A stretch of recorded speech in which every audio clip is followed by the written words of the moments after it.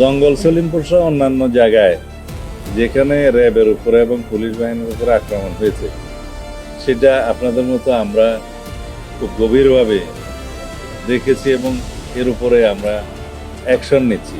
সেটা আপনাদের সামনে যখন দৃশ্যমান হচ্ছে ইতিমধ্যে, তখন আপনারা দেখতে পাবেন।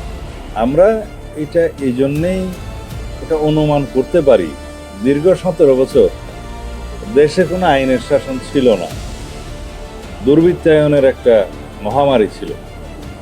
তারা মনে করেছে জঙ্গল সলিমপুর আমরা যেভাবে একটা রাষ্ট্রের ভিতরে রাষ্ট্র হতে দেখেছি, সেটাকে যখন আমরা আইন শৃঙ্খলা রক্ষাকারী বাহিনীর নিয়ন্ত্রণে আনতে পারলাম, ওখানে একটা যৌথ অভিযান চলেছে, অনেক অস্ত্র উদ্ধার হয়েছে, অনেক দাগি আসামি গ্রেফতার হয়েছে।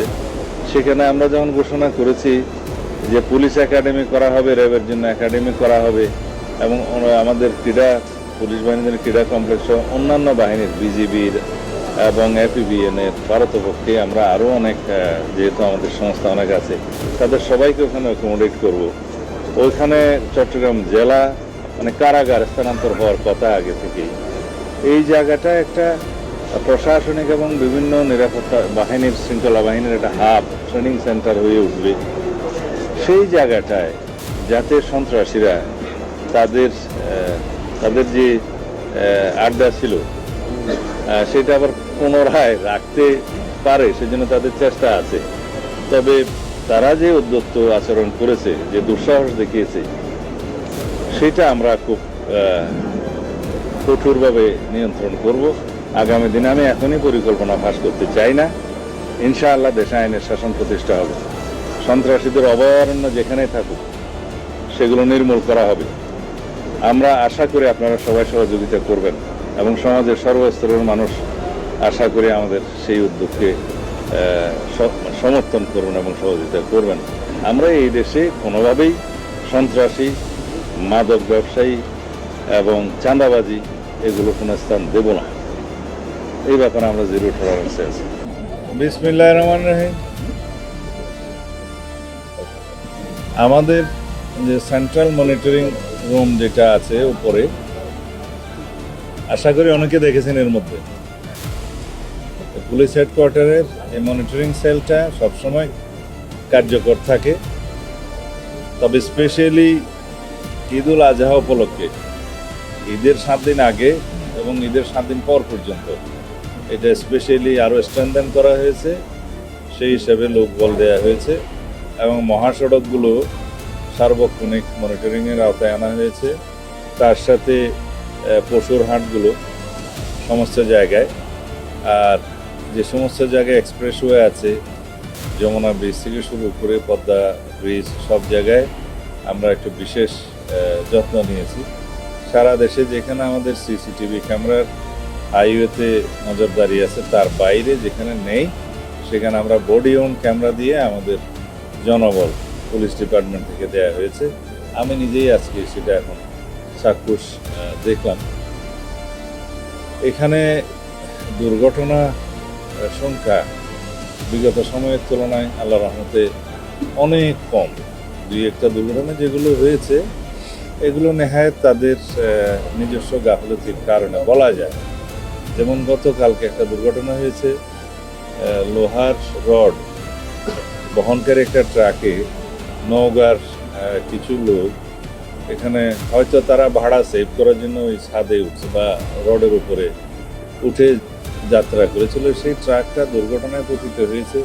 সম্ভবত ভারসাম্য নিয়ন্ত্রণ হয়তো ফেল করেছে, ভারসাম্য রাখতে পারে নাই। সেই হিসাবে তাদের অন দি স্পট তাদের অনেকেই মৃত্যু হয়েছে। তাদের 15 জন মনে হয়, আর 5-6 জন আহত হয়েছে। এটা অনেক দুঃখজনক ঘটনা। যদি যাত্রীরা নিজেরা সচেতন থাকে তাহলে এই দুর্ঘটনা এড়ানো সম্ভব। যাই হোক, আমরা সারা দেশে পশুর হাটে যাতে জাল নোটের ব্যবহার না হয় সেজন্য সচেতন আছি। জাল নোট শনাক্তকারী অনেকগুলো মেশিন সেখানে আমাদের পক্ষ থেকে দেয়া হয়েছে, আর ব্যাংকের তরফ থেকেও দেওয়া হয়েছে। সেটা বাংলাদেশ ব্যাংক ব্যবস্থা করেছে। বিভিন্ন ব্যাংকের শাখা সমূহ সেখানে তৎপর আছে। এছাড়া যাতে শৃঙ্খলা থাকে অনুমোদিত পশুর হাটগুলোর বাইরে যাতে কোনো হাট না বসতে পারে সেজন্য আমরা খুবই কঠোর ব্যবস্থা নিচ্ছি। গতকালকে একটা নজরে আসার সাথে সাথে সেটা আমরা বন্ধ করার ব্যবস্থা নিয়েছি। এটা সম্ভবত মিরপুরে মেট্রো রেলের কোনো লাইনের নিচে হয়তো কেউ এরকম একটা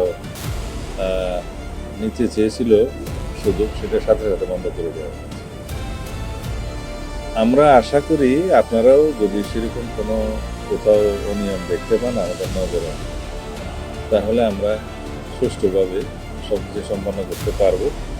এই পরবর্তী সময়ে 24 ঘন্টার ভিতরে যাতে বর্জ্য সরানো যায় সেজন্য আমরা ব্যবস্থা নিয়েছি। সিটি কর্পোরেশনগুলো, জেলা প্রশাসন এবং অন্যান্য জায়গায় পৌরসভা সবাই ব্যবস্থা নিয়েছে এবং স্যানিটারি ব্যবস্থা যাতে সুচারুরূপে সম্পন্ন হয় সেই জন্য বিশেষ ব্যবস্থা নেওয়া হয়েছে এবার।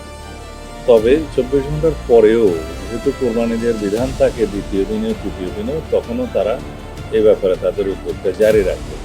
তা আশা করি ইনশাআল্লাহ আমরা নিরাপদ ঈদ যাত্রা, নিরাপদভাবে সমস্ত ঈদের জামাত অনুষ্ঠান এবং নিরাপদভাবে যার যার কর্মস্থলে ফিরে আসা এই ব্যবস্থাগুলো করতে পারবো। ধন্যবাদ। মে মাসে পুলিশের উপরে হামলা হচ্ছে, 4টি ঘটনা ঘটেছে নারায়ণগঞ্জে। আমরা জঙ্গলতলি পুলিশ কিংবা আমাদের র্যাব বাহিনী যারা আছে তারাই আজকে আক্রান্ত আইন শৃঙ্খলা রক্ষা করতেছে, জনগণ পক্ষে নিরাপদে রাখছে। আপনার কাছে হচ্ছে যে একটা শেষ করি, এটার সাথে রিলেটেড তাইলে পরে ভুলে যাব।